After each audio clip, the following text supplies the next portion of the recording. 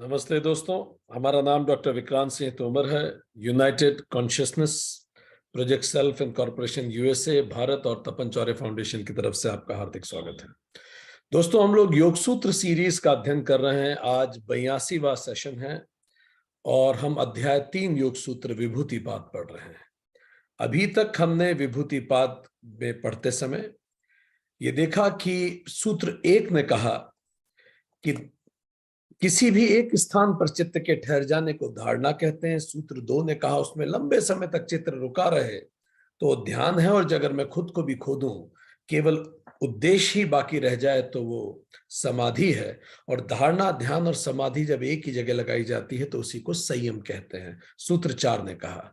सूत्र 5 से 8 तक संयम की मीमांसा है। सूत्र 9 से 12 तक ये बताते हैं कि संयम करने से मन में कैसा रूपांतरण होता है। सूत्र 13 से 15 तक ये जानकारी मिलती है कि स्थूल भूतों में भी और इंद्रियों में तक इस प्रकार के रूपांतरण देखे जाते हैं। सूत्र 16 से महर्षि पतंजलि ये बताना शुरू करते हैं कि अलग अलग जगह संयम लगाने से किस प्रकार की सिद्धियां प्राप्त होती हैं। तीनों परिणामों पे संयम लगाने से भूत भविष्य का ज्ञान होता है। शब्द, अर्थ और ज्ञान पर संयम से संपूर्ण प्राणियों की वाणी का ज्ञान होता है। संस्कारों पर संयम करने से पूर्व जन्मों का ज्ञान होता है। दूसरों की चित्त की वृत्ति पर संयम करने से उसके चित्त का ज्ञान होता है। शरीर का रूप पर संयम करने से योगी अंतर ध्यान हो सकता है। उपक्रम सहित और रहित कर्मों पर संयम करने से मृत्यु का ज्ञान हो जाता है। ब्रह्म विहार पर संयम करने से अमोघ बल प्राप्त होता है। बल पर संयम करने से हाथी के समान बल प्राप्त होता है। ज्योतिष्मति पर संयम करने से दूर देश स्थित वस्तुओं का ज्ञान होता है। सूर्य पर संयम से समस्त लोकों का ज्ञान होता है। चंद्र पर संयम से तारा समूह का ज्ञान। ध्रुव पर संयम से तारों की गति का ज्ञान। नाभि चक्र पर संयम से देह रचना का ज्ञान। कंठ पर संयम से भूख प्यास से निवृत्ति होती है। कुर्माकर नाड़ी पर संयम से स्थिरता आती है। कपाल ज्योति पर संयम से महात्माओं के दर्शन होते हैं। हृदय पर संयम से चित्त का ज्ञान होता है। सत्य व पुरुष पर संयम से पुरुष का ज्ञान होता है। स्वार्थ संयम से 6 सिद्धियां प्राप्त होती हैं। कर्म बंधन पर संयम से चित्त का दूसरों के शरीर में प्रवेश किया जा सकता है। उदान वायु के संयम से जल कीचड़ कंटक से संयोग नहीं होता। समान वायु पर संयम से शरीर दीप्तमान होता है। कर्ण और आकाश के संयम से दिव्य स्रोत प्राप्त होते हैं और शरीर और आकाश के संयम से योगी आकाश में चल पाता है। पंच भूतों की 5 अवस्थाओं पर संयम करने से अष्ट सिद्धियां प्राप्त होती हैं। और आज हम सूत्र 47 पढ़ेंगे जो इसी से आगे हमें अपनी इस यात्रा में लेके जाएगा। पर चूंकि पिछली यात्रा में थोड़ा सा कष्ट हुआ था और कई कंसेप्ट बहुत क्लियर नहीं हो पाए थे, तो एक बार फिर से हम प्रयास करते हैं। शायद इस बार हम पहले की तुलना में थोड़ा ज्यादा सफल हों बात को समझ पाने में और समझा भी पाने में। तो हमने पिछले सूत्र में बात की थी कि कैसे इवोल्यूशन हुआ है। तो हमारे ख्याल से वेदांतिक मॉडल थोड़ा ज्यादा सरलता देगा इसको समझने में। कोई भी महान चीज 3 बार पैदा होती है, हम पहले कह चुके हैं। पहला, किसी भी व्यक्ति के गहरी दबी हुई वासना में, उसके अनकॉन्शियस डिजायर में, जैसा हमने पहले कहा कि किसी के अंदर बहुत बचपन से ये डिजायर है कि मैं हीरे के आभूषण पहनूं, बहुत गहरी। तो ये तो होती है अनकॉन्शियस डिजायर जो बहुत गहरी होती है, डीप अनकॉन्शियस डिजायर। मेरे पास एक बहुत बड़ा घर हो। यही वासना जब ये कॉन्शियस होती है, जब इंसान उसको महसूस कर पाता है कि अच्छा इसीलिए मैं ज्वेलरी के लिए मुझे इतना अट्रैक्शन है, इसीलिए मेरे मन में घर के लिए इतना अट्रैक्शन है, किसी भी चीज के लिए जो अट्रैक्शन होता है, कामनाएं उसी वासनाओं से प्रकट होती हैं। तो जितनी भी कामनाएं हमारी, उसके रूट में कोई ना कोई वासना है, डीप अनकॉन्शियस डिजायर, वो वासना है। तो ये पहली बार चीज तो तभी पैदा हो गई थी जब बहुत गहरे में वो वासना आई। फिर वो चीज फिर से पैदा हुई जब हमारी कामना आई, कॉन्शियस डिजायर हमने किया कि हम जाएं और वो डायमंड का ज्वेलरी खरीदे। फिर उसके बाद हम कर्म करते हैं, फिजिकल मैनिफेस्टेशन होता है, हम जाके खरीदते हैं।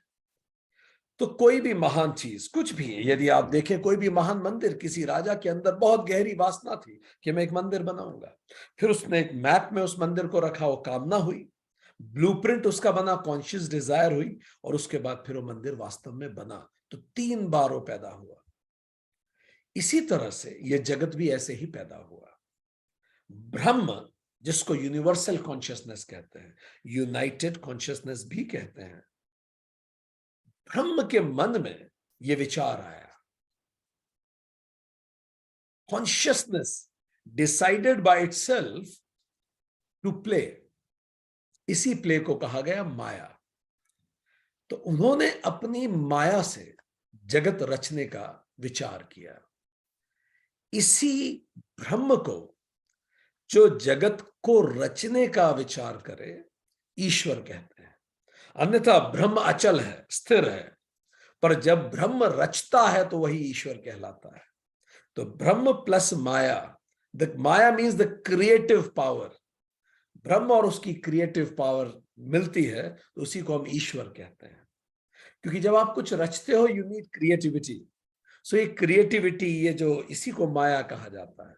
कितनी वैरायटी है हमारी जगत में। सो जैसे हमने पहले भी कहा, जैसे कोई व्यक्ति सो रहा हो तो स्लीपर तो ब्रह्म है, पर जैसे ही वो स्वप्न देखना शुरू करे तो ड्रीमर ईश्वर है। तो ईश्वर को ही हमने यूनिवर्सल इंटेलिजेंस कहा। हमने समझा यही जगत का कारण है ईश्वर, इसी को हमने अंतर्यामी कहा। इसी ईश्वर से फिर वो हिरण्यगर्भ पैदा हुआ। इसी को हमने कहा सूक्ष्म प्रपंच, ब्लूप्रिंट ऑफ द वर्ल्ड तैयार हुआ। अभी दुनिया आई नहीं थी फिजिकली, पहले तो कारण प्रपंच विचार हुआ, ऐसा वासना आई मन में, इस तरह से विचारा गया कि ऐसा किया जाए। सूक्ष्म प्रपंच, हिरण्यगर्भ, द कॉस्मिक एग, अंडम जिसे कहा गया। अभी भी सब ब्लूप्रिंट है।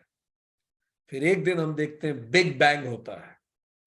अभी तक जब तक हिरण्यगर्भ है तब तक तो सब सटल है, कुछ नहीं दिख रहा, कुछ भी आप नहीं देख सकते, पर अचानक पूरा जगत अस्तित्व में आता है। यही विज्ञान कहता है।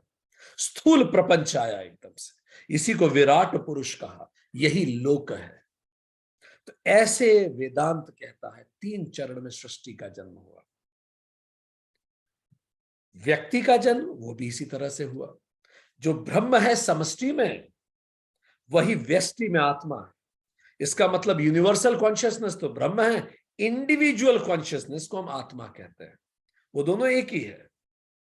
जैसे मेरे घर की बिजली और पड़ोस के घर की बिजली एक ही है, पर इसको मैं मेरे घर की बिजली कहता हूं, इसको अलग से मीटर में नापता हूं, उसके मीटर अलग है, पर बिजली एक है। पर मैं इसको मेरी बिजली कहता हूं, उसको उसकी बिजली कहता हूं। सो इसको हम आत्मा कहते हैं। आत्मा एक ही है, इंडिविजुअल कॉन्शियसनेस। सो इसी तरह से जीव प्रकट होता है। सबसे पहले कारण शरीर, जीव का कारण वासना उसकी, हम आते हैं इसीलिए जगत में। सो शुरुआत होती है इंडिविजुअल इंटेलिजेंस, जिसको प्राज्ञम कहते हैं। जैसे यूनिवर्सल इंटेलिजेंस है, ऐसे प्रज्ञा, इंडिविजुअल इंटेलिजेंस। इसी में एक वासना होती है, कहीं ना कहीं ये विचार होता है कि कुछ करना है। इसी इंटेलिजेंस में कहीं दबी हुई एक वासना होती है कि कुछ करना है, कुछ पाना है जीवन में, जो भी कुछ। इसी वासना के बाद फिर सूक्ष्म शरीर बनता है। मन, बुद्धि, अहंकार, चित्त, ये सब सूक्ष्म शरीर है। तो इंडिविजुअल इंटेलिजेंस के अंदर से उसी अनुरूप बनता है हमारा मन। मन सूक्ष्म शरीर है, इसको तेजस भी कहते हैं। और जैसा मन होता है फिर वैसा तन बनता है। इस बात को जैन मुनियों ने बड़े गहराई से समझाया है। जैसी आपकी वासना होगी, जैसे आपके संस्कार होंगे, आपका अगला जन्म उसी प्रकार के शरीर में, वैसा ही घर, वैसा ही स्थूल विश्व आपको मिलेगा। तो इंडिविजुअल का जन्म भी ऐसे ही होता है। वासना, कारण शरीर, सूक्ष्म शरीर और फिर स्थूल शरीर। तो वेदांत कहता है कि इसी तरह से 3 चरणों में जगत प्रकट होता है। ठीक, इसी को अगर आप सांख्य में ले जाएंगे तो सांख्य में, जैसा आप अपनी स्क्रीन पे देख सकते हैं, सांख्य उसी को इस तरह से बताता है कि पहले पुरुष और प्रकृति थे, प्रकृति मतलब आप माया से रिलेट कर सकते हैं इसको। पुरुष और प्रकृति अलग अलग अस्तित्व में थे, फिर पुरुष के मन में आया, इसको कहा गया अर्थत्व। ये हम बताएंगे आपको इसका कारण, इसको शब्द अर्थत्व क्यों बोला गया। इस लेवल को कहा गया अलिंग है, ये अनमैनिफेस्टेड। पुरुष और प्रकृति थे स्थिर पर अलग अलग, अनमैनिफेस्ट, ये व्यक्त नहीं किया जा सकता, ऐसे बताया नहीं जा सकता, क्योंकि किसी भी चीज को आप बताएंगे तो उसके कुछ तो गुण होने चाहिए ना। ऐसी चीज जिसमें कोई गुण ही नहीं है, आप उसे कैसे समझाएंगे। तो जैसे उधर कहा ब्रह्म और माया, सांख्य कहेगा पुरुष और प्रकृति है, ठीक। फिर जैसा उधर कहा कि ब्रह्म ने अपनी माया से निर्धारित किया कि जगत रचेंगे, ऐसे ही पुरुष ने, सांख्य कहेगा, प्रकृति में दखल दिया। प्रकृति जो अनडिफरेंशिएटेड यूनिवर्स है, प्रकृति में पुरुष ने दखल दिया, और उस दखल से प्रकृति का जो सत रज और तम का साम्य था वो डिस्टर्ब हो गया। प्रकृति जो बिल्कुल स्थिर थी वो अचानक डिस्टर्ब हो गई, हलचल हुई, उसमें डिस्टर्ब हुई मतलब हलचल हुई। सत रज तम जो पूरे बैलेंस थे, तीनों गुण, वो उनमें हलचल होना शुरू हुई। इसको बोलते लिंग मात्र, मियर मार्क शुरू हुआ, बस हल्का सा पुरुष ने दखल दिया, संयोग किया प्रकृति से। ध्यान दें, ऐसे ही स्त्री पुरुष के संयोग से व्यक्ति का जन्म होता है, बस ऐसे ही जन्म हुआ पृथ्वी का। तो पुरुष यूनिवर्सल कॉन्शियसनेस, प्रकृति अनडिफरेंशिएटेड यूनिवर्स। जैसे ही यह दखल हुआ, इसको कहते हैं अन्वय अवस्था, अति सूक्ष्म। ये सब बिग बैंग से बहुत पुरानी घटनाएं हैं, ये कॉन्शियसनेस के स्तर पे चल रहा है, ठीक। कॉन्शियसनेस जैसे ही ये डिसाइड, इसको कहते हैं काजल, यही तो कारण था। पुरुष ने निर्धारित किया कि प्रकृति को वो संयोग करेगा। इससे सबसे पहले जो शुरू हुआ उसको कहा गया यूनिवर्सल इंटेलिजेंस। इसी को ईश्वर कहते हैं वेदांत में, और इसी को जीव के स्तर पे हमने कहा इंडिविजुअल इंटेलिजेंस कहते हैं। इसी को बाइबल ने कहा कि सबसे पहले बुद्धि आई। वो एप्पल खाया तो बुद्धि आई, इंटेलिजेंस आई। जैसे ही इंटेलिजेंस आई, उसके बाद ये यूनिवर्सल इंटेलिजेंस की बात कर रहे हैं, यहां हम व्यक्तिगत इंटेलिजेंस की बात नहीं कर रहे हैं, ध्यान दीजिए। सो खेल के नियम बने। यूनिवर्सल इंटेलिजेंस मतलब खेल के नियम बने। सेंट्रिपिटल, सेंट्रिफ्यूगल फोर्स, ग्रह नक्षत्र कैसे घूमेंगे, उसकी दशाएं बनना चालू हुई। और उन दशाओं के बाद जिसका जन्म हुआ उसको हम कहते हैं सटल एलिमेंट, तन्मात्रा। तन्मात्रा मतलब अब वो दुनिया के दशाएं बनना शुरू हुई। साउंड बना सबसे पहले, वाइब्रेशन साइन, सॉरी, इस सृष्टि में वाइब्रेशन साइन, तो सबसे पहले वाइब्रेशन थी। तो ये सब चीजें धीरे धीरे बहुत सटल लेवल पे इन तन्मात्राओं को touch, form, taste and smell. अब आप ये कहेंगे touch, form, taste and smell यहां कहां से आ गए। ध्यान दीजिए, यही वासना है जिससे फिर हमारी इंद्रियां बनेंगी। ये उसके शुरुआती रूप बन रहे हैं, ये उसका ब्लूप्रिंट बन रहा है। यही बाद में हमारी इंद्रियों के रूप में बनेंगे। तो ये ब्लूप्रिंट है, इसको सूक्ष्म अवस्था का, इसे अविशेष अवस्था कहा गया। अब थोड़ी यूनिवर्सलाइजेशन हो रहा है चीजों का, पर अभी भी अनस्पेशलाइज्ड है, अनडाइवर्सिफाइड, नॉन स्पेसिफिक है। इसी तन्मात्रा में जो सतगुण ज्यादा था, जहां उस सतगुण से मन बना, हमारा अंतःकरण बना, ठीक। तो तन्मात्रा, महत मतलब इंटेलिजेंस से तन्मात्रा आई, तन्मात्रा से, तन्मात्रा में जो सत्व था, उस मतलब ज्ञान शक्ति, उससे हमारा अंतःकरण बना। अंतःकरण का पर्पस क्या होता है? टू अंडरस्टैंड द वर्ल्ड, जिससे हम दुनिया को समझ पाए। देखिए, सबसे पहले सटल लेवल पे सारी तैयारियां हो गई, अंतःकरण बनता है, ये सटल मैटर है, ठीक। उसका जो जड़ तमस है, तन्मात्राओं में जो तामसिक है, जड़ शक्ति है, उससे सूक्ष्म महाभूत बन रहे हैं। सूक्ष्म महाभूत मतलब यहां वो आकाश नहीं है जिसको आप देख सकते हैं, ये तो उस आकाश के सटल दशाएं बनना चालू हुई हैं। ये सूक्ष्म है। ये सूक्ष्म वायु, सूक्ष्म अग्नि, सूक्ष्म जल, सूक्ष्म पृथ्वी, ठोसपन के लक्षण शुरू होने चालू हुए, गीलेपन के लक्षण बने, गति के लक्षण बने, ऊष्मा के लक्षण बने। यही ऊष्मा बाद में अग्नि बन जाएगी, यही गीलापन बाद में जल बन जाएगा, यही ठोसपन बाद में पृथ्वी बनेगी, यही गति बाद में वायु बनेगी, यही कंपन बाद में आकाश बनेगा। पर अभी केवल उसकी दशाएं हैं। जैसे यही कामनाएं बाद में कर्म बन जाती हैं, ये दशाएं हैं। आप देखते हैं कॉलोनी में जब आप एक फ्लैट, एक नई मल्टी बनती है, तो मल्टी एकदम से नहीं बन गई। कहीं ना कहीं एक डीप डिजायर थी लोगों के मन में कि उनको घर लेना है। उन्होंने कामनाएं व्यक्त की, वो जो उनकी कामनाएं थी वो डिमांड के रूप में मार्केट में सामने आई, और वो डिमांड फाइनली फुलफिल करके मल्टी बन गई। तो अभी माहौल बन रहा है, दशाएं बनना चालू।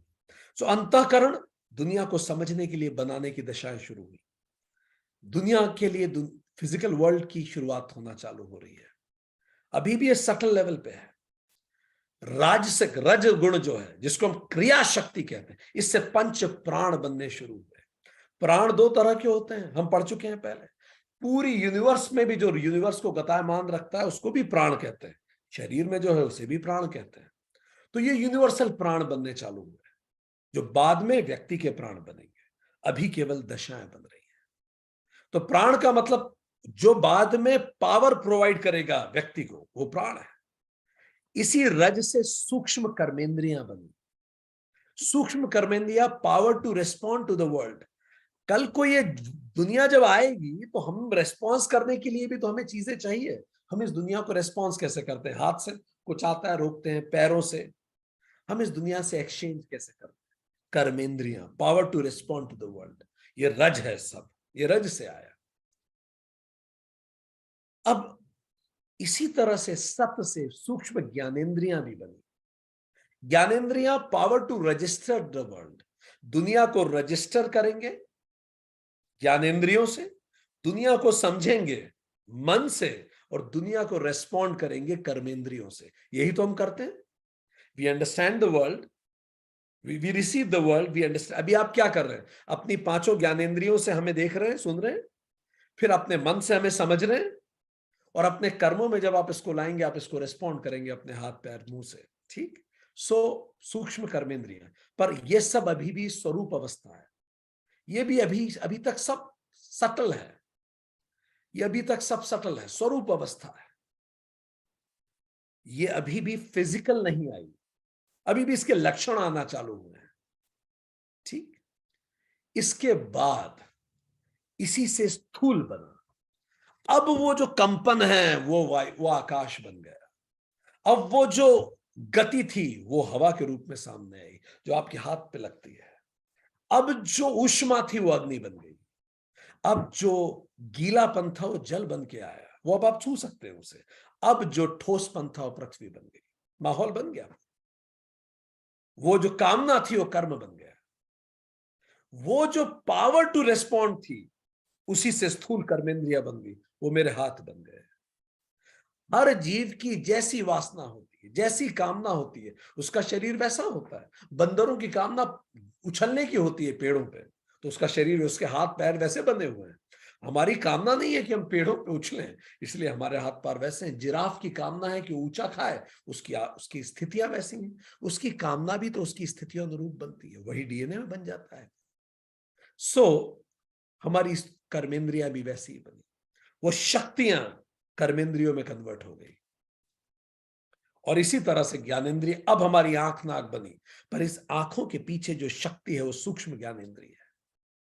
कई लोगों की आंख आई बॉल्स रहती है पर वो देख नहीं सकते। इसका मतलब उनके पास कर्म ये है तो ज्ञानेंद्रिय स्थूल, पर सूक्ष्म ज्ञानेंद्रिय नहीं है। इसीलिए आंख फिजिकल फॉर्म में उनके पास है पर वो देख नहीं पा रहे।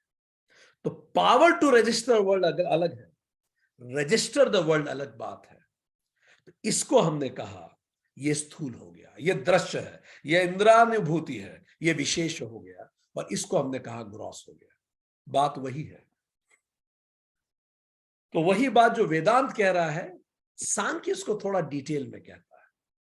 ठीक। अब इसको जरा हम उल्टा पढ़ें, तो उल्टा पढ़ें, थोड़ा सा समझें। स्थूल का मतलब आप छू सकते हैं, स्वरूप का मतलब उसके माहौल बन रहा है, लक्षण बन रहे हैं। सूक्ष्म का मतलब भी उसका कारण बनना चालू हुआ। अति सूक्ष्म, अभी तो केवल विचार आया है कि यूनिवर्स बनेगा, तो सबसे पहले नियम बनेंगे खेल के। कोई भी आयोजन आप करते हैं, आप लोग जितने इवेंट बनाते हैं, सबसे पहले आप क्या करते हैं? कोई भी आप इंटरनेशनल क्रिकेट आयोजन करें, सबसे पहले बैठ के नियम कायदे बनते हैं, उसकी योजना बनती, यूनिवर्सल इंटेलिजेंस बनती है। ठीक, सबसे ऊपर अर्थत्व। ये सब चीजें योगी क्या करना शुरू करता है, इनको समझना चालू करता है। शरीर से ऊपर उठता है, स्वरूप अवस्था में जाता है, स्वरूप अवस्था से ऊपर सूक्ष्म अवस्था पर ध्यान केंद्रित करता है, संयम करता है, उस शब्द को, उस साउंड, उस वाइब्रेशन को संयम करता है।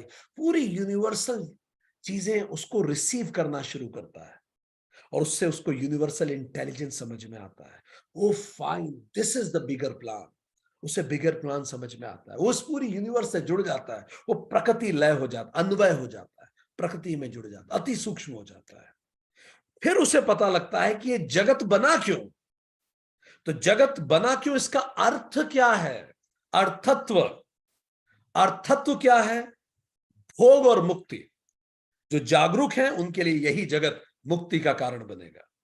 उनको जीवन में इतनी इतनी ज्यादा चुनौतियां मिलेंगी, परेशानियां मिलेंगी, घटनाएं मिलेंगी कि वो सही की तरफ मुड़ जाएंगे। वो जानेंगे सब ड्रामा से अब मैं दूर हटूं, बहुत हो गया। और जो लोग ज्ञानी नहीं हैं उनके लिए यही जगत भोग का कारण बनता है। तो इस पूरे प्रपंच का अर्थ क्या है, यूज क्या है, पर्पस क्या है? भोग और मुक्ति। जो सजग हो उनको मुक्ति दे दे, जो असजग हो उनको भोग दे, इसीलिए जगत है।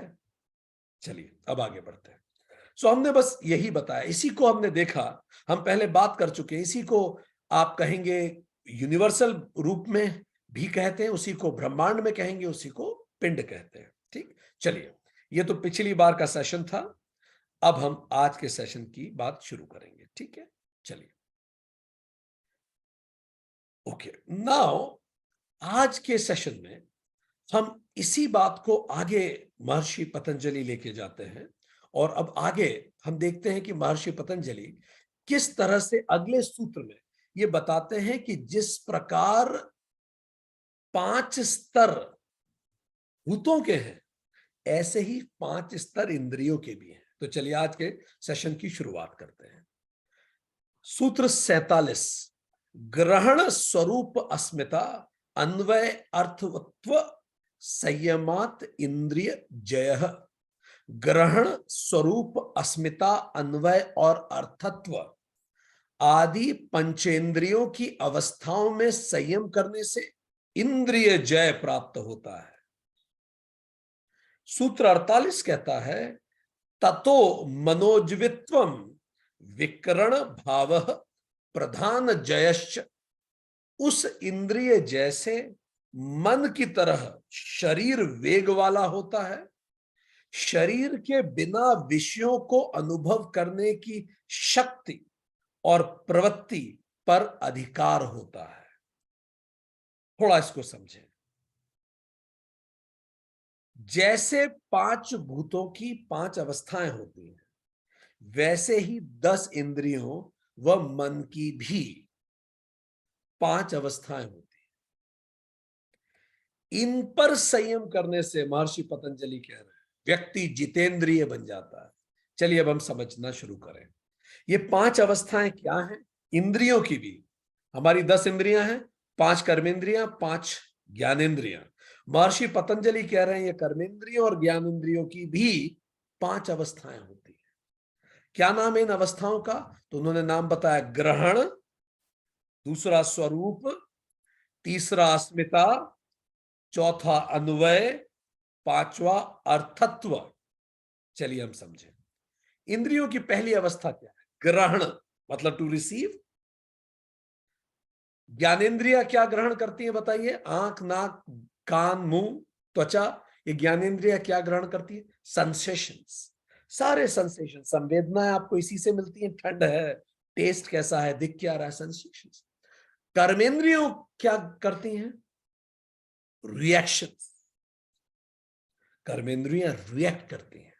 और मन क्या करता है? मन परसेप्शन। तो मन का कार्य है परसेप्शन।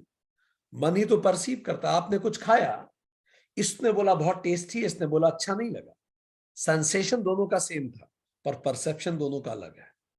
ठीक, संवेदना मुंह पे दोनों की सेम थी, पर दोनों के विचार बिल्कुल अलग हैं, क्योंकि उसका मन अलग है, इसका मन अलग है। तो ज्ञानेन्द्रिया सेंसेशन, संवेदना है, कर्मेंद्रिया रिएक्शन, एंड मन परसेप्शन। ठीक, तो ऋषि क्या कह रहे हैं महर्षि? ग्रहण पर संयम कर। ये इंद्रियां किस प्रकार ग्रहण करती हैं चीजों को, इस बात पे संयम करें कि वस्तु का कोई टेस्ट वास्तव में होता ही नहीं है। वो तो मेरा मन है जो उसको टेस्ट प्रदान करता है। अगर मैं खुश हूं तो वही चीज मुझे टेस्टी लगेगी, मैं दुखी हूं तो वही चीज मुझे अनटेस्टी लगेगी। सो जब आप इस पे संयम करते हैं तो महर्षि पतंजलि कहते हैं योगी ग्रहण पर संयम करके पूरी तरह से कमांड करता है। किस पे? What I receive, what I perceive and what I respond. वो इन तीनों पे उसका नियंत्रण हो जाता है। व्हाट आई रिसीव मतलब ज्ञानेंद्रियों पे पूरा नियंत्रण। मैं क्या देखूंगा, मैं क्या सुनूंगा, मैं क्या महसूस करूंगा, मैं क्या स्वाद लूंगा और मैं क्या गंध लूंगा, पूरी तरह से योगी के नियंत्रण में होता है। तो योगी इसको साध लेता है ज्ञानेंद्रिय। योगी मन को भी साध लेता है, क्योंकि मन को भी 11वीं इंद्री कहते हैं, तो मन की भी ग्रहण अवस्था होती है। तो योगी मन को भी साध लेता है। कैसे? मन क्या होता है? मन में 4 कंपोनेंट होते हैं, हम पढ़ चुके हैं। मन, चित्त, बुद्धि और अहंकार, हम पढ़ चुके हैं पहले। मन क्या करता है? संकल्प विकल्प, कंफ्यूज होता है, डिसाइड करता है, कंफ्यूज होता है। तो योगी का मन संकल्पित होता है, विकल्प की तरफ नहीं जाता, संकल्प करता है। चित्त क्या? पुरानी बुरी यादें या अच्छी यादें, बुरी यादें, अच्छी यादें, जो भी मेमोरीज है चित्र। योगी हमेशा यूजफुल और पॉजिटिव मेमोरीज पे ध्यान देता है। बुद्धि, श्रेय या प्रेय। श्रेय का मतलब व्हाट इज राइट, और प्रेय का मतलब व्हाट फील्स गुड। सो योगी हमेशा श्रेय को चुनता है। अहंकार, लिमिटेड आइडेंटिटी और अनलिमिटेड आइडेंटिटी। तो योगी हमेशा अनलिमिटेड आइडेंटिटी को चुनता है।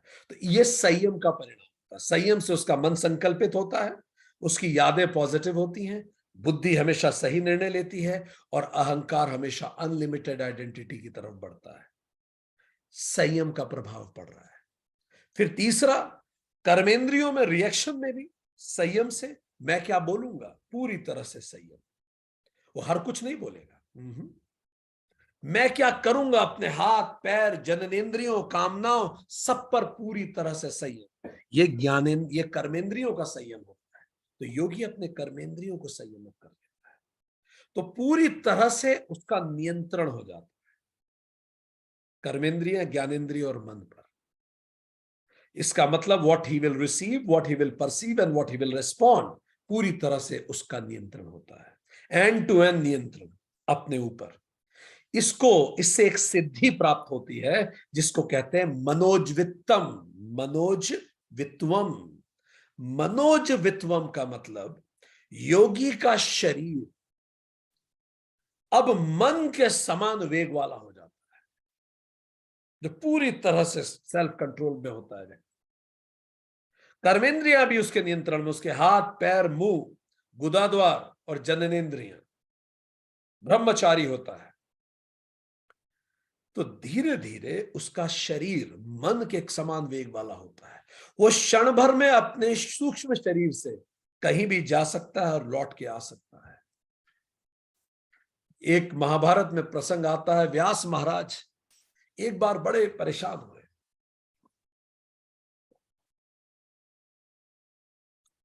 महाभारत वाले व्यास महाराज, पुराणों को उन्होंने रचित किया, 16-18 पुराण, सब कुछ उन्होंने बनाया। काफी परेशान हुए किसी विषय को लेकर। जब वो काफी परेशान हुए तो अचानक उनको उनके उनके गुरु की याद आई और कहा कि गुरु प्लीज मुझे मदद कीजिए, मार्ग दिखाएं।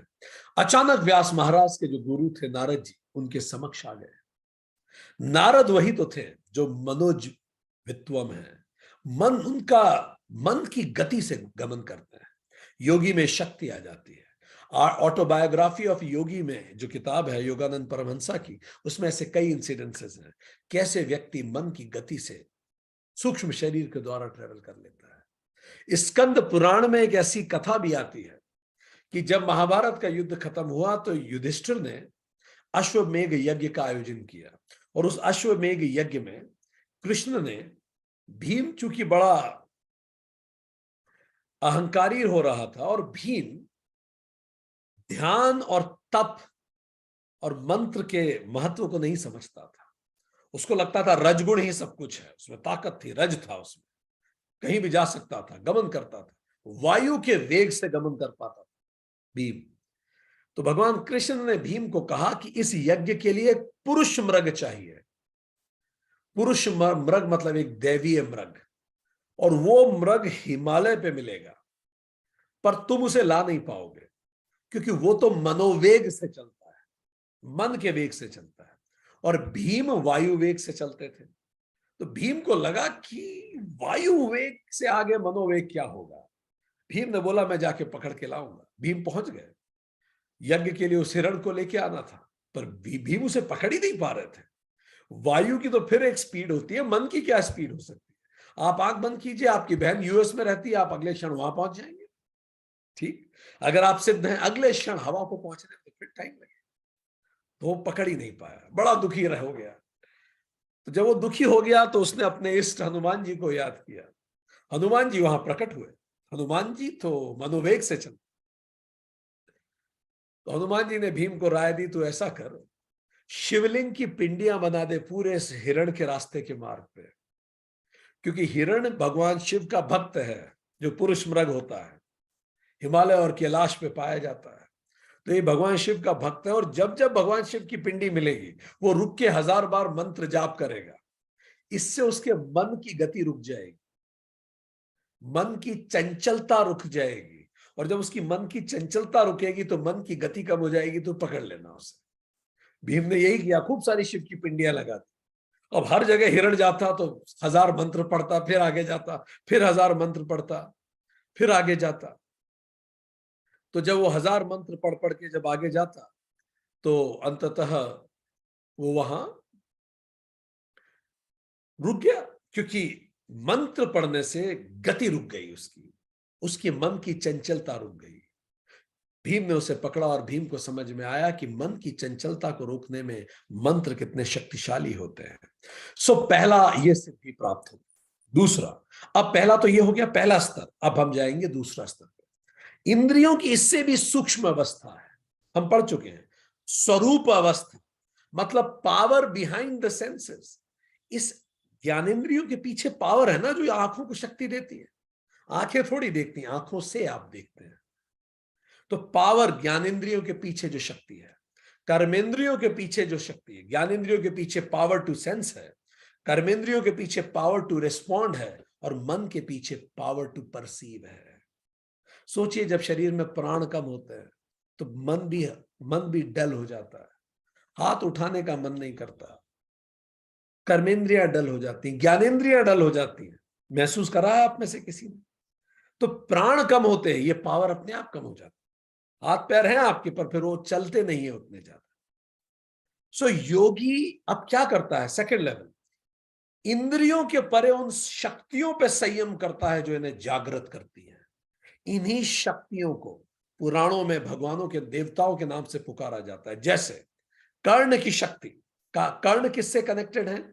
आकाश से। वो जो साउंड था तन्मात्रा का, वही महाभूत में आकाश बना, और उसको रिसीव करने के लिए ज्ञानेंद्रियां बनी कर्ण की। यस, देखिए सब कनेक्टेड है। कान बनने से पहले ही आकाश बन गया था, आकाश बनने से पहले ही वाइब्रेशंस थी। तो वाइब्रेशन आकाश के रूप में आई, आकाश में शब्द गूंजता है, और शब्द को रिसीव करने के लिए बाद में ज्ञानेंद्रियों के रूप में कान की शक्ति बनी। इसी के देवता है दिग्पाल, देवता है दिक्पाल, तो दिक्पाल है। ठीक, फिर त्वचा, जो टच है वो वायु, और वायु त्वचा पे टच होती, वायु देवता। नेत्र के लिए सूर्य देवता, जो अग्नि महाभूत से जुड़े हुए हैं। फिर रसना, हमारी टंग, उसके लिए वरुण देवता।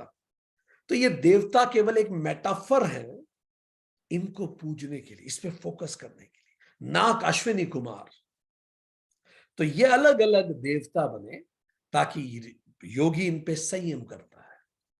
कर्मेंद्रियों के लिए भी अलग अलग देवता हैं। वाक कर्मेंद्री अग्निदेव, हाथ इंद्रदेव वज्र, पैर विष्णुदेव, जननेन्द्रियां मृत्युदेव और गुदाद्वार प्रजापति।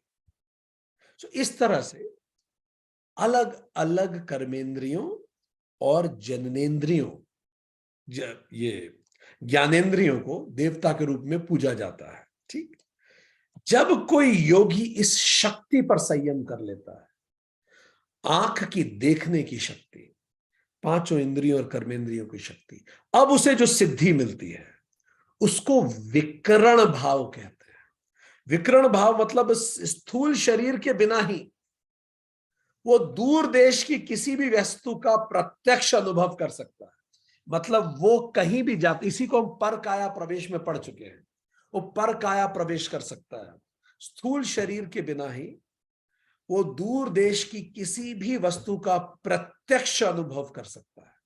जैसे आदि शंकराचार्य ने किया, वो उनका स्थूल शरीर कहीं रह गया, वो गए और राजा के शरीर में उन्होंने प्रवेश किया और प्रत्यक्ष अनुभव किया। न कर्मेंद्रियां ले गए अपनी साथ में, न ज्ञानेन्द्रियां ले गए, केवल सूक्ष्म शरीर से प्रवेश कर दिया, स्थूल शरीर वही छोड़ दिया। महाविदेह के बारे में हमने पढ़ा था, वो भी यही है, परकाया प्रवेश विदेह। बिना सेंस ऑर्गन के व्यक्ति अब कहीं भी गमन कर सकता है। ये कब हो पाता है? ये उस योगी को सिद्धि मिलती है जो इंद्रियों की शक्ति पर संयम करता है। आगे बढ़ते हैं। तीसरा स्तर है अस्मिता। अब ये इंद्रियां भी बनी कैसे? आप खुद को क्या मानते हैं? इंसान है तो इंसान जैसा शरीर मिलेगा। आप खुद को जानवर मानते हैं, जानवर जैसा शरीर मिलेगा।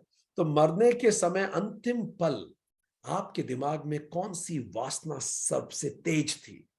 आपकी आइडेंटिटी क्या थी? आप खुद को क्या समझ के इस धरती से गए? बहुत संभावना है वैसा ही शरीर आपको मिलता है। ठीक, तो अस्मिता, जैसे राजा भरत के बारे में कहा जाता है, राजा भरत इतने महान ज्ञानी थे, पर सोते समय जब उनकी मृत्यु हुई, अंतिम पल उनके मन में एक हिरण का ख्याल आया। वो हिरण की माता एक्सपायर हो गई थी, बच्चा रह गया। वो यही सोचते हुए प्राण त्यागे, तो रह ही गया, काश मैं इसकी माता होता तो संभालता इसे। वो हिरण बन के पैदा हुए। जिस चीज पे आप संयम करेंगे, आइडेंटिटी आपकी, योर आइडेंटिटी, अस्मिता, योर लिमिटेड आईनेस, वैसा ही आपके इंद्रियां बनी है। सो अहंकार से मन बनता है, मन से इंद्रियां बनती है। सो इसी से उत्पत्ति। तो जब योगी लिमिटेड आइडेंटिटीज के परे संयम करता है, वो खुद को अपनी लिमिटेड आइडेंटिटीज से नहीं जोड़ता, वो अपने आप को इससे परे मानता है, तो वो ये संयम को और आने वाले 2 संयम करने से उसको एक अभिनव सिद्धि प्राप्त होती है। उस पर हम बात करते हैं। तो योगी इस पे भी संयम करता, अस्मिता परे। ठीक, सो हम पहले पढ़ चुके हैं अस्मितानुगत समाधि, हम पढ़ चुके हैं चैप्टर 1 में, उसी की बात कर रहे हैं। चौथा स्तर अन्वय, हम पढ़ चुके हैं, वो महाभूतों में भी ये सब नाम आए हैं। अन्वय, अब ये सब बना किससे? ये सब बना किससे? ये सब अन्वय मतलब प्रकृति के 3 गुणों से ही बना है सब कुछ। सब कुछ, अहंकार भी तीनों गुणों से बना है, इंटेलिजेंस भी तीनों गुणों से बनी है। सो अन्वय है चौथा स्तर। तो अब योगी ये समझता है, जब और गहरा उतरता है, अपनी लिमिटेड आइडेंटिटीज को छोड़ता है, मैं विक्रांत नहीं हूं, मैं व्यक्ति भी नहीं हूं, मैं एक जीव हूं, उससे भी ऊपर जब वो जाता है, लिमिटेड आइडेंटिटीज को तोड़ता जाता है, तब वो अन्वय पर संयम करता है। अन्वय का मतलब ये त्रिगुण जो प्रकृति के हैं, जिससे प्रकृति ही बनी है, त्रिगुणमयी प्रकृति, अब वो कॉस्मिक इंटेलिजेंस को समझता है। वो समझता है कि ये जो पूरा इवोल्यूशन का ड्रामा क्या है, ये सब कैसे हुआ, ये सब योगी को प्रत्यक्ष होने लगता है। ये कब होता है? अन्वय अवस्था में। और अंतिम इज कॉल्ड अर्थत्व अवस्था। अब जब वो यूनिवर्सल इंटेलिजेंस को समझ जाता है, अब अंतिम 5वें स्तर पे पहुंचता है, the purpose behind the drama. ये इंटेलिजेंस भी मैंने समझ ली, रूल्स ऑफ द गेम समझ लिए, पर ये गेम खेला ही क्यों जा रहा है? पर्पस बिहाइंड, अर्थ क्या है? तो फिर उसे याद समझ में आता है कि अर्थ है जीवात्मा को मुक्ति देना या भोग देना, और वो संपूर्ण ब्रह्मांड के इस सृष्टि के प्रयोजन पर संयम कर पाता है, और वो लगातार उसमें ही संयमित रहता है। वो हमेशा ध्यान रखता है कि इस पूरे जगत प्रपंच का अर्थत्व, पर्पस है मेरा मोक्ष। बात खत्म। सृष्टि का प्रयोजन जीव की आध्यात्मिक उन्नति है, और जो नहीं समझते उसको भोग में लगा लेते हैं, ताकि जीव अपने आप को पुनः अवस्था में स्थापित कर सके, स्वरूप में। तो ग्रहण इंद्रियों पे फोकस करता है, स्वरूप इंद्रियों की शक्तियों पे फोकस करता है, अस्मिता इसके यूपर जो मेरी आइडेंटिटी है, लिमिटेड आइडेंटिटी, उसके परे फोकस करता है।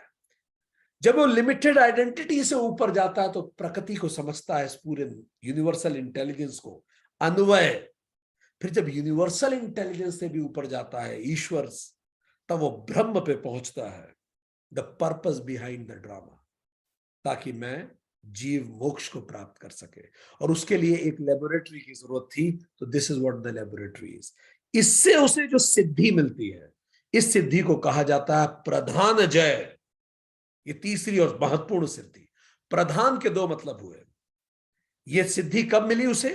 ये सिद्धि उसे मिली जब उसने ये तीनों को जीता, अस्मिता, अन्वय और अर्थत्व।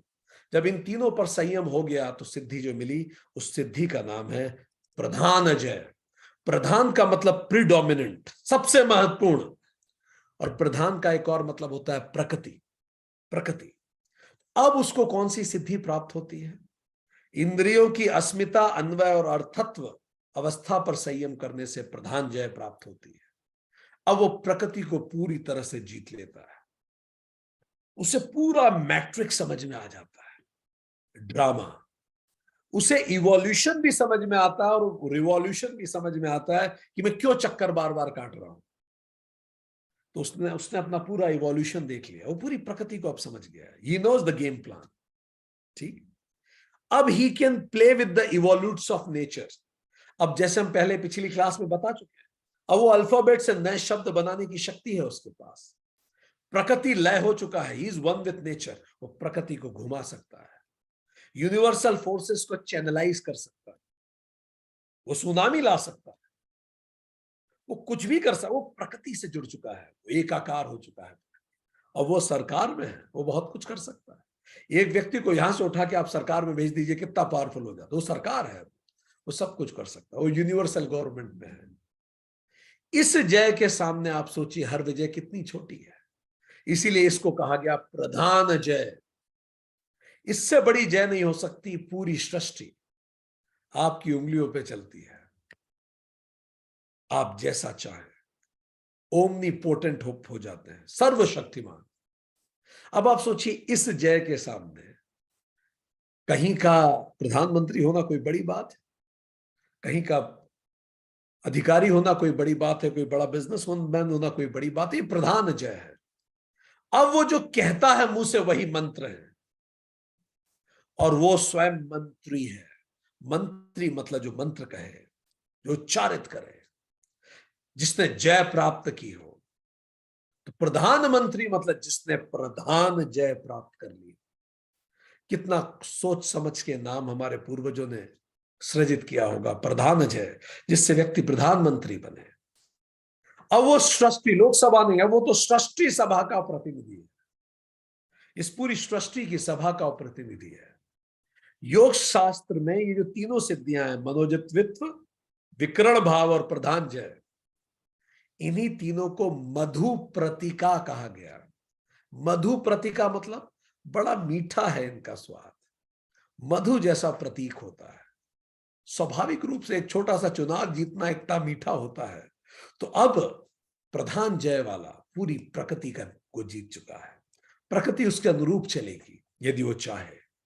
वो प्रकृति में दखल देने की स्थिति में है, वो चीजों को बदल सकने की स्थिति में है। ये हुआ प्रधान जय। आगे बढ़ेंगे। आपको इस सुनते समय उसको लगता होगा ईश्वर की शक्तियों के कितने करीब है, यस कितना शक्तिमान हो बनता है। सूत्र 49, अब आगे सुनिए। सत्व पुरुष अन्यता ख्याति मात्रस्य सर्वभाव अधिष्ठातृत्वम च सर्व ज्ञातृत्वम। अब जब वो इस स्थिति में पहुंच गया है तो ये सूत्र कह रहा है सत्व या चित्त, सत्व या चित्त एक ही बात है, सत्व या चित्त एक ही बात है। अब जो इस स्थिति में पहुंच गया है तो सत्व व चित्त, ठीक, वो पुरुष के भेद को जानने वाले को सभी भावों पर स्वामी भाव और सर्व ज्ञान भाव प्राप्त हो जाता है। हम रिपीट करते हैं, सत्व चित्त व पुरुष के भेद को जानने वाले जो समझ जाता है ये प्रकृति है, ये पुरुष है। सत्व चित्त मतलब प्रकृति, उसको सभी भावों पर स्वामी भाव और सर्वज्ञ भाव प्राप्त हो जाता, तो सब कुछ जान जाता। हमने आपको कहा he knows the universal drama, तो हमने देखा सूत्र 47 ने बताया इंद्रिय जय होता है। इंद्रिय जय से क्या होता है, तो सूत्र 48 ने बताया मनोजत्वित्व प्राप्त होता है, विकरण भाव प्राप्त होता है और प्रधान जय मिलती है। प्रधान जय से क्या होता है, पुरुष और प्रकृति की भिन्नता का ज्ञान हो जाता है। आप यूनिवर्सल ड्रामा समझ चुके हैं, ठीक। इस अवस्था में प्रकृति के रजगुण और तमगुण सब संस्कार धुल जाते हैं। अब जो व्यक्ति में होता है इस समय में रजगुण उसका नहीं बचता, तो तमगुण भी ऑलमोस्ट खत्म हो जाता है। ना वो तम बचा है ना रज बचा है, ना हाइपर एक्टिविटी है उसमें, ना अंडर एक्टिविटी है। अब जैसा व्यक्ति का मन होता है, उसकी जो बुद्धि होती है, इसको क्या कहेंगे, शुद्ध सात्विक बुद्धि बची है उसकी। प्रधान जय वाला शुद्ध सात्विक बुद्धि का व्यक्ति होता है। परफेक्ट क्लैरिटी होती है उसे खुद के बारे में और सराउंडिंग के बारे में, no confusion at all. Perfect clarity about self means पुरुष, सराउंडिंग मीन्स प्रकृति। उसको पुरुष और प्रकृति का अंतर साफ साफ दिखने लगता है, क्या टेम्पररी है क्या परमानेंट है, क्या कल चला जाएगा क्या हमेशा रहेगा, क्या ड्रामा है क्या रियलिटी है। सात्विक बुद्धि से, सात्विक बुद्धि मतलब संतुलित बुद्धि, बिल्कुल सम्यक बुद्धि होती है। इसी को कहते हैं विवेक ख्याति, हम पढ़ चुके हैं। इसी को कहते हैं विवेक ज्ञान, हम पढ़ चुके हैं। इसी को वशीकार अवस्था कहते हैं। ऐसी बुद्धि उसकी विकसित हो जाती है, ठीक। अब जब इस स्थिति में वो प्रकृति के सभी भावों में स्वामी भाव की स्थापना कर सकता है, वो स्वामी हो जाता है प्रकृति। क्या शब्द यूज किया महर्षि पतंजलि ने, सर्व भाव अधिष्ठात्रम। वो सभी प्रकृति के गुणों का अधिष्ठात्रम हो जाता है, ठीक। गुण को नियंत्रित करने लगता है। वो जो क्षेत्र है उसका क्षेत्रज्ञ, जमींदार हो जाता है। इसी को भगवत गीता कहती है क्षेत्रज्ञ हो गया। वो प्रकृति के भावों का अपने इच्छानुसार उपयोग कर सकता है। Those gunas are manipulated by the will of yogi. गुण का मतलब वही अल्फाबेट्स जिससे सारी वोकैबुलरी बनी है। सोचिए जिसका 26 अल्फाबेट पे कंट्रोल हो जाए तो कुछ भी बना सकता है, कोई सा भी शब्द वो बना ले। वो गुणों को नियंत्रित कर लिया, अब वो गुणों को जोड़ के कुछ भी बना सकता है। He can make anything. वो गुणों को मैनिपुलेट कर देता है। ये बिल्कुल वैसा होता है जैसे वो लोहे की पतली पतली फीलिंग्स होती हैं, जैसे ही मैग्नेट रख दो तो कैसे उसकी तरफ चिपकती है, या मैग्नेट घुमाओ तो लोहा अपने आप घूमने लगता है पतला पतला उस मैग्नेट की दिशा में, नाचने लगता है जैसा मैग्नेट नचाना चाहे। ऐसे ही वो गुणों को नचाता है, कठपुतली हो जाती है उसके हाथ में गुण सारे, ठीक। उसे प्रकृति की संरचना व काल का भी ज्ञान हो जाता है। प्र मीन्स बिफोर, कृति मीन्स एनी फॉर्म। उसे पता होता है सबसे पहले क्या था, कैसे सब कुछ बना। उसे सृष्टि का संपूर्ण ज्ञान होता है, संरचना का ज्ञान होता है। वो अनागत, उदित और शांत तीनों प्रकार के प्रकृति के धर्मों को जान लेता है। इसका मतलब वो पास्ट प्रेजेंट फ्यूचर सब बता सकता है। कहते हैं ना, पूत के पांव पालने में दिखते हैं। बच्चे की हरकत से आप बता दोगे क्या करने वाला है आगे जाके। किसी व्यक्ति को देख के आप बता दोगे कि उसने पीछे में क्या किया है। ठीक, कैसे बता दोगे? आप उसका शरीर देख के बता सकते हैं, उसका स्वानुशासन कितना है, उसके बात करने के तरीके से बता सकते हैं, उसका संस्कार कैसे हैं। किसी से मिले आप बहुत कुछ उसका इतिहास बता सकते हैं, अगर आप सजगता से मिल रहे हैं तो। वो तीनों काल जान लेता है, क्योंकि सब कुछ तो ही गुणों से बना है। वो पास्ट प्रेजेंट फ्यूचर सब देख पाता है। वो उस व्यक्ति को देख के उसका पास्ट प्रेजेंट फ्यूचर सब बता सकता है। उससे सारे क्लेश और सारे दुख वैसे गिर पड़ते हैं जैसे पतझड़ में पेड़ से पत्ते गिरते हैं, स्वतः गिर जाते हैं। अब ऐसे व्यक्ति को क्या क्लेश, जब सब कुछ आपके कंट्रोल में है। जैन दर्शन में इसी बात को ऐसे समझाया गया है। जैन दर्शन में कर्म को एटम की भांति माना गया है, फिजिकल माना जाता है जैन दर्शन में। कर्म को कहते हैं कि कर्म एटम की भांति भौतिक है, जो आत्मा से जाके एक्चुअली चिपकते हैं। जैसे ये चिपक गया जाके, ऐसे चिपक जाते हैं कर्म। और आत्मा एक जैसे प्रकाश पिंग है, उसके चारों तरफ वो चिपक गए हैं, तो उसका प्रकाश धूमिल हो जाता है, पैच पैच में जाके चिपक जाता है। पर योगी पुनः प्रकाशित होता है, उस धूल को हटाता है, कर्मों की धूल को हटाता है, 6 रिपुओं की धूल को हटाता है, काम क्रोध ईर्ष्या की। व्यास ऐसी ही स्थिति को विशोक कहते हैं। व्यास कहते हैं ऐसा योगी विशोक हो जाता है। यही तो हनुमान जी ने सीता जी को मदद की। जब हनुमान जी गए उसके बाद वही वाटिका तो अशोक वाटिका बन गई, विशोक वाटिका थे। अब कोई शोक नहीं, सोरोलेसनेस, क्योंकि वो पूरे जगत प्रपंच को जान चुका है। प्रपंच, प्र मतलब ये जो नाटक है, पंच मतलब 5 महाभूतों का। तो बार बार हम जब बात करते हैं जगत प्रपंच, प्रपंच मतलब 5 महाभूतों का जो ड्रामा चल रहा है, जिससे सब कुछ बना है, वो उसको जान चुका है। तो उसके सारे क्लेश शोक इस प्रकृति के नृत्य के इर्द गिर्द ही तो हमारे सारे दुख घूमते हैं। अब वो इससे परे है। वो पाना खोना, जीना मरना, मान अपमान, जीत हार, इस सबसे परे हो जाता है। जब सभी उसे नाटक जैसा लगता है तो फिर परेशान क्यों होगा? क्या खो जाएगा, क्या हो जाएगा, उसे किसी चीज से फर्क नहीं पड़ता। वो कनेक्टेड रहता है सबसे, पर अटैच नहीं रहता। अब माया उसे बांधती नहीं है। अब वो गेम को गेम की तरह लेता है, खेल को खेल की तरह लेता है। वो उठ के नृत्य नहीं करना चालू कर देता प्रकृति के साथ, जैसे हमने बात की। और अगर वो नृत्य करे भी प्रकृति के साथ, रिश्तों में हो, तो वो केवल अपना रोल निभाता है। जैसे कृष्ण ने कहा कि अर्जुन, करने लायक तो कुछ नहीं है मेरे पास, पर मैं फिर भी कर्म करता हूं, क्योंकि मैं अगर अपना रोल ना निभाऊं तो सब लोग मेरा ही अनुसरण करेंगे, लोग भी रोल निभाना बंद कर देंगे। तो वो सबसे डिटैच्ड होते हुए भी अपने रोल निभाता है। अब उसकी इंडिविजुअल इंटेलिजेंस,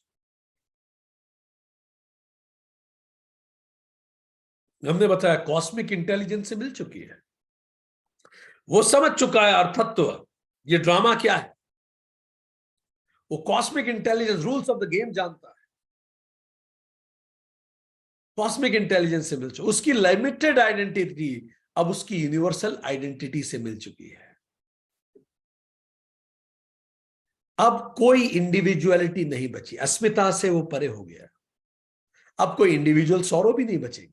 जब व्यक्ति ही नहीं बचा तो सौरव भी कैसे बचेगी? ऐसी कहानियां आपको सुनने में आती, सभी देवता उसकी स्तुति करने लगे। जब जब बुद्ध को, आपने पढ़ा होगा, जब बुद्ध को जैसे ही ज्ञान प्राप्त हुआ, ऊपर से भगवानों ने, देवताओं ने पुष्प वर्षा। ये देवता कौन है? हमने बताया तो 10 इंद्रियां, जिनको देवताओं के नाम से जाना जाता है, सारी इंद्रियां उसके कंट्रोल में है। अब मुंह खाने के लिए दौड़ाता नहीं है, रसपान की अब इच्छा नहीं बची, सब इंद्रियां उसकी सर्वेंट। कल्प सूत्र 120.1 में भगवान महावीर के बारे में उल्लेखित है सुनिए, हम कोट कर रहे हैं कल्प सूत्र। वह सर्वज्ञ हो गए, उन्हें जगत की समस्त स्थिति का ज्ञान हो गया, देवताओं की, मनुष्यों की, असुरों की। उन्हें ज्ञान हो गया कि वे सब कहां से आते हैं और कहां वापस जाते हैं। देखिए the rules of the game. उन्हें ज्ञान हुआ कि वे मनुष्य, पशु, देव या राक्षस किस रूप में वे जन्म लेते हैं और उनके मन में क्या विचार चलते हैं, उन्हें सब पता हो गया। बुद्ध कहीं अपने खुद के बारे में ये कहते हैं, सुनिए बुद्ध ने क्या कहा। I am quoting. इस समस्त जगत में चाहे देव, मार या सेलेस्टियल बीइंग, जिसको बुद्ध ब्राह्मण कहते थे, ठीक, सेलेस्टियल बीइंग्स, मनुष्य के द्वारा जो भी देखा, सुना, सोचा, महसूस किया, पाया गया, तथागत को सब ज्ञात हो जाता है। Can you just imagine? इस समस्त जगत में सारे देव, होल जितनी भी सेलेस्टियल बीइंग्स, किसी भी जगह कोई भी बीइंग हो, ब्राह्मण, मनुष्य, इनके द्वारा जो भी देखा, सुना, सोचा, पाया गया, वो तथागत को स्वतः ज्ञात हो जाता है। Says who? Lord Buddha himself. जो कुछ प्रकृति जन्य है, अब योगी उसे जीत चुका है। यह है प्रधान जय। अब उसे माया, जिसको बुद्धिज्म में मार कहते हैं, साफ साफ दिखाई देती, ये माया है। किंतु इस अवस्था को भी महर्षि पतंजलि कहते हैं ये सबीज अवस्था है, क्योंकि अभी भी गहराई में संस्कार के बीज अभी भी बाकी हैं। वो जो पुराने संस्कार है, ये जान लिया मैंने, पर अभी भी संस्कार के बीज बाकी हैं, इसीलिए इसको कहा गया सबीज समाधि। तो अब आगे कहते हैं महर्षि पतंजलि कि ये सब अच्छा है, यहां तक वो पहुंच गया, पर अभी बीज बाकी। व्यवहार सुधर गया, चरित्र सुधर गया, सोच सुधर गई, कंडक्ट सुधर गया, पर वो बीज कहीं गहरे में अभी भी है, लालसा। वो भी दब चुकी है, आती नहीं है, रोजमर्रा में परेशान नहीं करती। अब कोई कामना, लालसा ऐसी नहीं जो परेशान करे, पर संभावना बनी हुई है, क्योंकि बीज बचा है। क्या पता कल को पानी मिल जाए, फिर से अंकुरित हो जाए। तो सूत्र 50 कहते हैं, सुनिए। तत्व वैराग्यात अपि दोष बीज क्षय कैवल्यम। उसके, वो जो विवेक ख्याति से प्राप्त ज्ञान है, उसके वैराग्य से भी दोष के बीज का क्षय होने से कैवल्यम की प्राप्ति होती है। अब वो कह रहे हैं महर्षि पतंजलि, जब वो उस ज्ञान से भी वैराग्य ले ले,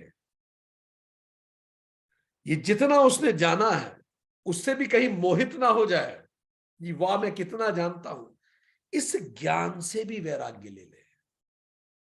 इस ज्ञान का भी होना ना होना उसे कोई फर्क ना पड़ता। तब वो जो संस्कार का बीज भी समाप्त होने लगता है। दोष बीज क्षय, दोष बीज का समाप्ति होने लगती है। कैसे? तत्व वैराग्यात अपि, उस से भी वैराग्य ले ले, इस सारे ज्ञान से भी ले ले। हमें तो थोड़ा सा आता है और हम इतना प्राउड फील करते हैं। ये कह रहे हैं जब सब कुछ जान जाए, उससे भी वैराग्य ले ले। क्या भगवान कृष्ण की गीता की याद आती है आपको? समस्त धर्मान परित्याज्य, सारा धर्म, सारा ज्ञान छोड़ के मामेकम शरणम व्रज, तू मेरी शरण में आ जा, छोड़ इस सबको, सबसे वैराग्य ले ले। विरला ही कोई प्रकृति जय को उपलब्ध होता है, अरबों में कोई एक जो इस कदर शक्तिशाली हो। किंतु इस अगाध मधु स्वरूप शक्ति में अधिकांश आनंदित हो जाता है। वो आनंद ही ऐसा है, वो उसी में डूब जाता है, टोकना पड़ता है। स्वामी विवेकानंद इस कदर आनंदित थे अपनी योग साधना में, रामकृष्ण परमहंस तो इस दुनिया में बचे नहीं थे। मां शारदा ने उन्हें बुलाया और कहा कि नहीं नरेंद्र, तुम ये नहीं कर सकते, बाहर आओ, अपने आनंद से जगत के बीच में जाओ, जो सीखा है उसे लोगों तक पहुंचाओ, दुनिया को जोड़ो, अद्वैत की तरफ लेके आओ। उन्होंने स्वामी विवेकानंद में रज पुश किया। नहीं तो ये आनंद ही ऐसा होता है। क्या होता है, साधना के आरंभ से सिद्धियां मिलना शुरू होती हैं। हम पढ़ रहे हैं पूरे चैप्टर, और ये कहां तक चलती जाती हैं? अभी इस सूत्र तक, जब सब कुछ ज्ञात हो जाता है, सबीज समाधि तक ये चलती रहती है सिद्धियां। हर सिद्धि पहले से गहरी होती है, और हमारे मन में बहुत कहीं गहरा वासना का बीज होता है। नाम हो मेरा, कामनाएं मेरी पूरी हो, शोहरत हो, अहंकार हो, लोग मुझे देखें, मेरे बारे में सोचें, मैं सब कुछ कर दूं। बहुत गहरी बचपन की वासनाएं होती है। अब आप इतना कुछ जान गए जीवन में, अब हो सकता है वो वासना फिर से पैदा हो जाए कि मैं दुनिया को अपने अनुसार चलाऊं। प्रधान जय तक पहुंचकर, जैसे हमने कहा, मानो जब हम इन शक्तियों को आपको बता रहे होंगे, आपको लग रहा होगा तो ईश्वर जैसी शक्ति है, गुणों को बदला जा सकता है, मैं इस ग्लास का रूप बदल सकता हूं, इसके गुण चेंज कर दूं, एनी इच्छाधारी रूप ले सकता हूं, इच्छाधारी रूप किसी को दे सकता हूं, प्रकृति के फोर्सेस को बदल सकता हूं। मानो ईश्वर सदस्य शक्तियां प्राप्त होता है। देव स्तुति करते हैं, विश्व आपके इशारे पे चलता है, सृष्टि को आप प्रभावित कर सकते हैं। इससे कई बार अंदर की वासना का जो बीज है फिर से प्रस्फुटित होता है, और जो लक्ष्य लेके चले थे उस लक्ष्य से व्यक्ति भटक जाता है। लक्ष्य तो महान था, इसीलिए तो साधना महान थी, और इसीलिए तो सिद्धियां महान मिली, पर सिद्धि मिलते ही व्यक्ति भटक जाता है। कितने लोगों को आप देखते हैं, बहुत मेहनत से कॉम्पिटिटिव एग्जाम की तैयारी करते हैं, बड़ा सच्चरित्र होता है, उसके बाद बड़े पदों पे जाके करप्ट हो जाते हैं। सद्दाम हुसैन का पूरा जीवन इसका उदाहरण है। कितनी ईमानदारी से, मेहनत से उन्होंने अपने जीवन को आगे बढ़ाया, पर जैसे शक्ति मिली करप्ट हो गए। पावर करप्ट्स, और व्यक्ति इन सिद्धियों को प्रसिद्धि की ओर मोड़ लेता है, और इनसे लक्ष्य सिद्ध होने की फिर संभावनाएं समाप्त हो जाती है, और व्यक्ति कैवल्यम को नहीं पा पाता। तो चेता रहे हैं फिर से कि ये जो अनंत सिद्धियां मिलती हैं, इनके भी अंदर जो जो बीज बचा है वासना का, वो बीज को जब आप क्षय कर देते हैं, दोष बीज क्षय, तब कैवल्यम मिलता है, जब आप इस सब को भी छोड़ते हैं। यही बताया है अमृत मंथन में। विष आएगा, ये सब चीजें मिलेंगी, कल्पतरु मिलेगा, वो चिंतामणि पत्थर, सब कुछ आपको मिलेगा। आप जो चाहें, कामधेनु गाय मिलेगी, सब कुछ आपके अनुसार होगा। आप राष्ट्राध्यक्ष हैं, आप प्रधानमंत्री हैं, आप सब कुछ हैं, आपकी चुटकी से सब कुछ चलता है। पर इस समय कहीं आप भटक तो नहीं जाएंगे, इस समय कहीं ये शक्ति आपको लील तो नहीं लेगी, कहीं ये लीला ही आपको लील तो नहीं लेगी। एक कहानी आती है, अरब में एक कहानी प्रचलित है। अरब में एक बहुत महान विद्वत महिला हुई, राबिया नाम की, और एक महान विद्वत जन हुए, हसन नाम के। महान लोग, गहरे दार्शनिक, ज्ञानी, योगी।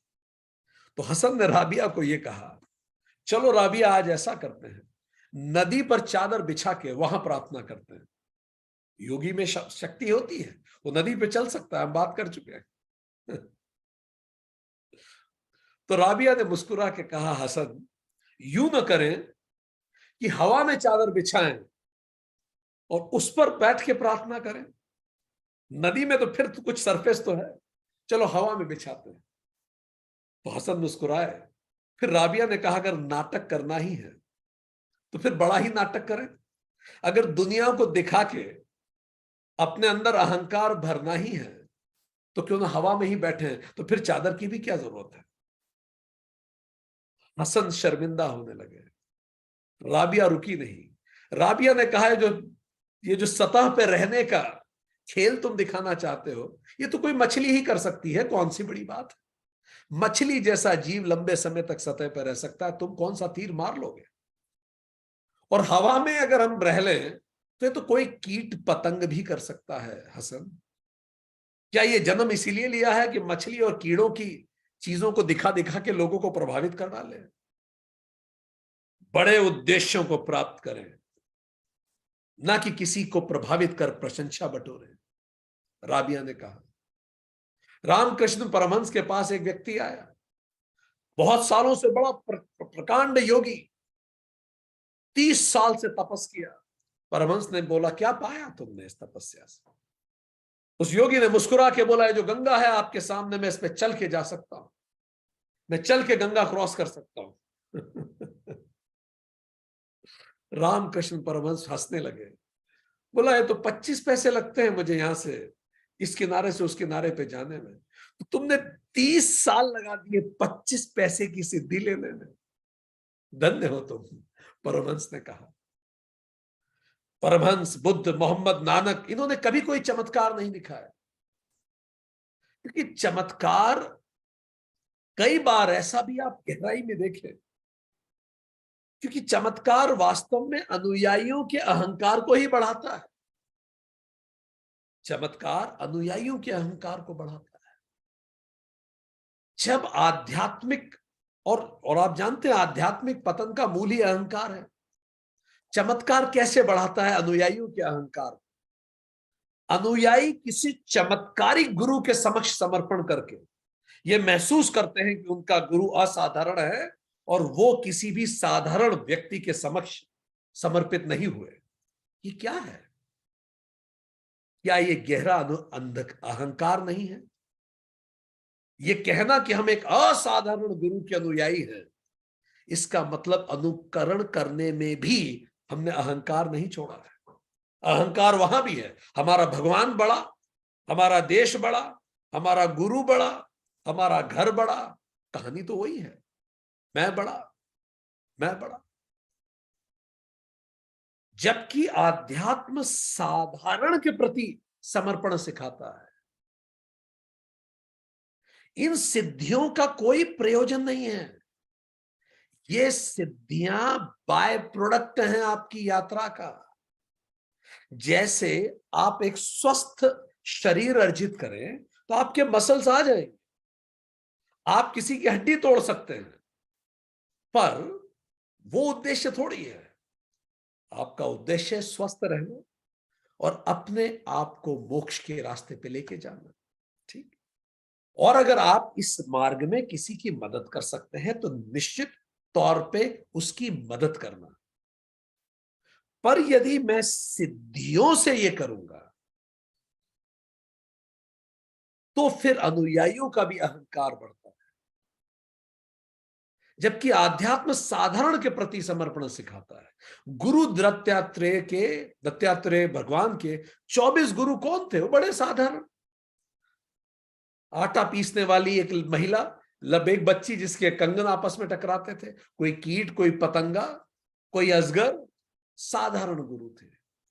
विवेकानंद के गुरु रामकृष्ण परमहंस, अगर आप मिले उनसे, अगर कभी उस जमाने में मिलते आप उनसे, बड़े असाधारण प्रतीत होते। उन्होंने कोई चमत्कार नहीं दिखाया। क्यों नहीं दिखाया? प्रकृति की हर वस्तु में चमत्कारी प्रक्रियाएं हो ही रही हैं, फिर भी देखिए सब कुछ कितना साधारण लगता है। क्या आपने अपने आसपास चमत्कार नहीं देखे? ये बताइए। हम तो सबसे बुद्धिमान जीव हैं। पेड़ों को कैसे पता कि पत्ते कब गिराने हैं? चिड़ियाओं को कैसे पता कि सुनामी कब आएगी? फसल को कैसे पता पकना कब है? जड़ों को जब आप पानी देते हैं तो कैसे वो पानी बिल्कुल सही मात्रा में सही समय पर पेड़ की एक एक पत्तियों तक पहुंचता है? ये कोई कम चमत्कार है? बिल्कुल सही मात्रा में। कैसे एक पत्ती आप तोड़िए, उसमें जो उसकी लोब्स होती हैं, उसकी दूरी अगर आप स्केल से नापेंगे, बिल्कुल बराबर दूरी होती है। उस पत्तियों में जो ऐसे निशान बने होते हैं, इंटरलोब जिसे बोलते हैं। इस कदर एक्यूरेसी, इतना चमत्कृत करने वाली है यूनिवर्स। क्या ये चमत्कार नहीं है? कौन सी तकनीक है ये? और क्या ये सब इतना ही सरल है? इतना ही सरल होता तो 8 अरब लोगों की धरती, हम हमारे संसाधनों के बंटवारे में इतनी बेईमानी नहीं करते, जैसे पेड़ कितनी ईमानदारी से बांटता है। पर ये पूरी प्रकृति इतनी असाधारण होते हुए भी साधारण दिखती है। ये बिना शोर के आते हैं, पेड़ पौधे जानवर बिना शोर के रहते हैं और बिना शोर के चले जाते हैं। इंसान आते समय बड़ा शोर मचाता है, खूब रोएगा पैदा होने पे, जीवन भर शोर मचाता रहेगा और शोर मचाता हुआ ही जाता है। एकमात्र स्पीशीज है जो करती कुछ नहीं है, शोर बहुत मचाती है। और उसको लगता है कि पूरी प्रकृति इसी के लिए बनी है, जबकि प्रकृति इसको खुद के एहसास दिलाने के लिए बनी है। आपने कभी विकृत चिड़िया नहीं देखी होगी, मोटी चिड़िया नहीं देखी होगी। प्रकृति में केवल मनुष्य है जो अपने वास्तविक शरीर के आकार से बिल्कुल अलग है। आप देखिए, सारे पशु पक्षी सुडौल हैं, स्वस्थ होते हैं अगर आप डिस्टर्ब न करें, और अधिकतर पुरुष मनुष्य, उनका शरीर विकृत हो रहा है। तो ये प्रकृति स्वतः असाधारण है, फिर भी सब कुछ कितना साधारण लगता है, क्योंकि वास्तव में साधारण होना ही बहुत असाधारण है। इतनी सिद्धि के बाद भी यदि कोई व्यक्ति पूर्णतः साधारण हो, ये बात किस कदर असाधारण है, कितनी असाधारण है।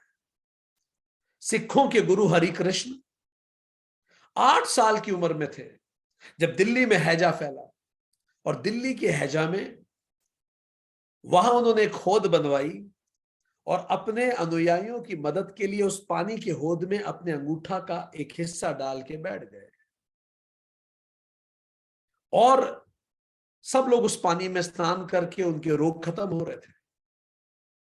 पर उस 8 साल की उम्र में उन्हें चेचक हो गया और चेचक से उनकी मृत्यु हुई। जब उनकी तबीयत इतनी ज्यादा खराब हुई, लोगों ने पूछा, जब आप इतनों को हील कर सकते हैं, आप खुद क्यों नहीं चमत्कार से खुद को ठीक कर लेते? गुरु हरिकृष्ण ने कहा, संत ईश्वर से स्वयं के लिए नहीं, हमेशा दूसरों के लिए मेहर मांगते हैं। ईश्वर ने हमें अधिकार दे रखे हैं, किंतु उन अधिकारों का प्रयोग हम अपने लिए नहीं कर सकते। गुरु हरिकृष्ण। सो ये जो गुरु होते हैं, ये जो ज्ञानी होते हैं, गुरु तेग बहादुर, जब उन्हें कहा गया कि आप, औरंगजेब ने उन्हें कहा कि या तो आप कोई चमत्कार दिखाएं या धर्म परिवर्तन करें, तो गुरु तेग बहादुर ने शीश दिया पर सर न दिया। तभी कहा था गुरु गोविंद सिंह ने, गुरु समान कोई तीर्थ नहीं, और गुरु से गुरुद्वारा होता है, गुरुद्वारे से गुरु नहीं होता। खालसा पंथ की स्थापना उनके जाने के बाद हुई। सो उन्होंने कोई चमत्कार नहीं दिखाया। गुरु अर्जन देव को कहा, जहांगीर ने चमत्कार दिखाओ, या तो मृत्यु का वर्ण करो या धर्मांतरण करो। गुरु अर्जन देव लोहे की तपती चादर पर बैठ के गर्म रेत में रहे, प्राण त्याग दिए, किंतु उन्होंने चमत्कार दिखाया नहीं। उसी के बाद से सिखों की टोपी पगड़ी में बदली, कमर पे तलवार लटकी, गुरु गादी अकाल तख्त बनी, और गुरु हरगोविंद ने उसके बाद मीरी और पीरी एक साथ ली। रामकृष्ण परमहंस को, रमन महर्षि को, जे कृष्णमूर्ति को कैंसर, स्वामी विवेकानंद को डायबिटीज थी, ओशो रजनीश को जहर देके उनकी मृत्यु हुई थी। पर ये विभूतियां अपने लिए ये सब नहीं करते। प्रकृति हर पल चमत्कारों से भरी है, किंतु सामान्य प्रतीत होती है। हमारे अंदर भी हर पल चमत्कार हो रहा है, क्या हम देखते हैं? कोई भी व्यक्ति, अगर आप हमें अभी देख भी रहे हैं, तो किसी भी वस्तु की आप कैसे देख पाते हैं? क्या ये चमत्कार नहीं है? आपकी आंखों तक फोटोन पहुंच रहे हैं, और फोटोन कलरलेस है, और ये फोटोन जो कलरलेस आपकी आंखों पे पहुंचे हैं, या आपके ब्रेन तक पहुंचते हैं, तो ब्रेन में इलेक्ट्रिक सिग्नल्स होते हैं, और जो कुछ ब्रेन में फिर होता है वो तो केमिस्ट्री है, पर जो आप देख रहे हैं वो तो 3D इमेज है। कितनी अजीब बात है। ये सब अगर आप सोचेंगे तो आपको महसूस होगा, वास्तव में सारी सृष्टि चमत्कारों से भरी हुई है। सामान्य के प्रति समर्पण हमारे अहंकार को नष्ट करता है, क्योंकि वास्तविक समर्पण यही है। जब कोई सामान्य को समर्पण करता है तो उसके भीतर कुछ असामान्य घटित होता है, उसका अहंकार खत्म होने लगता है, वो असामान्य रूप से आध्यात्मिक उन्नति पर बढ़ना शुरू होता है। यही तो अपेक्षा की जाती है लोक सेवकों से, कि आप IAS IPS जैसी बड़ी बड़ी परीक्षाओं में प्रावीण्य सूची में होके आइए, देश की सबसे बड़ी कठिन परीक्षाओं में से निकल के आइए, और आके खुद को समर्पित कर दीजिए। किसको? सामान्य व्यक्ति। दरिद्र नारायण को। जब आप स्वयं को उस दरिद्र नारायण को समर्पित कर देते हैं तो फिर आपकी आध्यात्मिक उन्नति होती है, क्योंकि आप पद को अधिकार के रूप में नहीं देखते, मान के रूप में नहीं देखते, आप निष्काम कर्तव्य भावना से कर्म करते हैं, सेवा भाव से करते हैं। यही तो आध्यात्मिक उन्नति है। मध्य प्रदेश के पूर्व चीफ सेक्रेटरी, जिनके नाम पे मध्य प्रदेश की एकेडमी है, RCPP नरोना एकेडमी, वो जब चीफ सेक्रेटरी थे तब स्कूटी जैसी एक गाड़ी से सचिवालय जाया करते थे। Look at the humility. वो चीफ सेक्रेटरी हैं प्रदेश के, पर इतने हम्बल, सर्वशक्तिमान होने के बाद बिल्कुल सामान्य जीवन, सामान्य बर्ताव, कोई एरोगेंस नहीं। यही तो आध्यात्मिक उन्नति है। एरोगेंस से बड़ा आध्यात्मिक पतन क्या हो सकता है? वही क्यों कोई भी व्यक्ति जो तप करता है वो सिद्धि पाता है। आप तप कीजिए, आपको पावर मिलेगी, मनी मिलेगी, नेम मिलेगी, पोजीशन मिलेगी, पर वहां से फिर भटकाव के रास्ते भी हो सकते हैं, जैसे सद्दाम हुसैन के साथ हुआ, जैसे टाइगर वुड्स के साथ हुआ, जैसे जस्टिन बीबर के साथ हुआ, जैसे बोरिस बेकर के साथ हुआ, जैसे फ्रेडी के साथ हुआ। कितने सारे बड़े बड़े आर्टिस्ट, कितने सारे बड़े बड़े लोग जब उस जगह पहुंचे तो भटक गए। जस्टिन बीबर ड्रग्स लेने लगे।